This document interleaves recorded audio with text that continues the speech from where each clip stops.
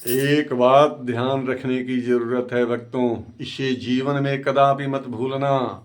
जो करोगे वही पाओगे, जो करोगे वही भरोगे।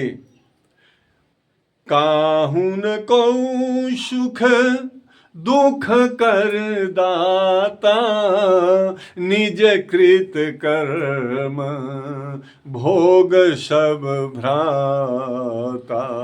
बाबा गोस्वामी तुलसीदास जी महाराज ने रामचरितमानस में लिखा है, रामायण में लिखा है कि काहू न कोई सुख दुख कर दाता, कोई किसी को सुख और दुख का देने वाला नहीं है, कोई किसी को ना सुख पहुंचाता ना दुख पहुंचाता है। अरे सुख और दुख तो निज कृत कर्म भोग सब भ्राता, अपने किए हुए का अपने कर्म का ही फल भोगता है यह जीव। यह मनुष्य जो कर्म करता है वही भोगता है। जैसे आपने किसी को मार दिया, ठीक है वह कमजोर है, वह कुछ बोला नहीं, आपने मार दिया, किंतु आपका मारा हुआ, आप जानते हैं वायुमंडल में आवाज का नाश नहीं होता, शब्द का नाश नहीं होता। वह आपका मारा हुआ वह शब्द हाथ का, थप्पड़ का या मुका का वायुमंडल में घूमता रहता है। जब तक वह आपके शरीर पर गिरेगा नहीं, उसका नाश नहीं होगा। उसको आज नहीं तो कल, 2 साल 4 साल 10 साल 20 साल 50 साल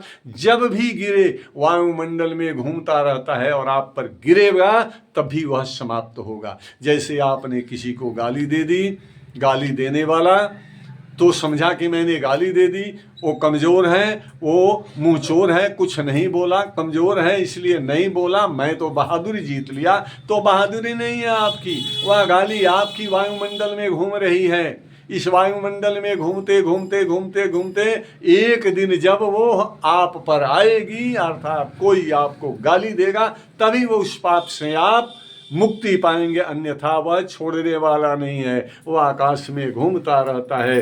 इसलिए भूलकर भी कभी किसी को मारना या दुरुक्ति का प्रयोग नहीं करना चाहिए, गाली नहीं देना चाहिए, क्योंकि वो आपका दिया हुआ, आपका किया हुआ कर्म ही घूमते घूमते घूमते घूमते आपके पास आता है। और अगर किसी को मारे हैं तो आपको मार डालता है, किसी को गाली दिए हैं तो आपको गाली दे डालता है, और आप उस समय दुखित हो करके ये समझते हैं कि मेरे किए हुए कर्मों का ही फल है, और संसार देखता है। बोलो सियावर रामचंद्र की जय।